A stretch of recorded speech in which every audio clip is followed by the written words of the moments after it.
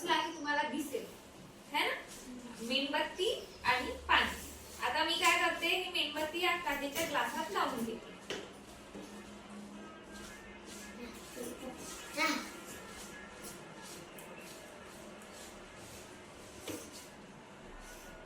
लावलं, मेणबत्ती लावली. नंतर आता मी पाणी टाकते याच्यात.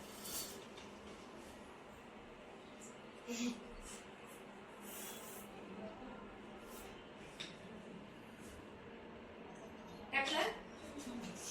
आता मी इनो का वापरत आहे, कारण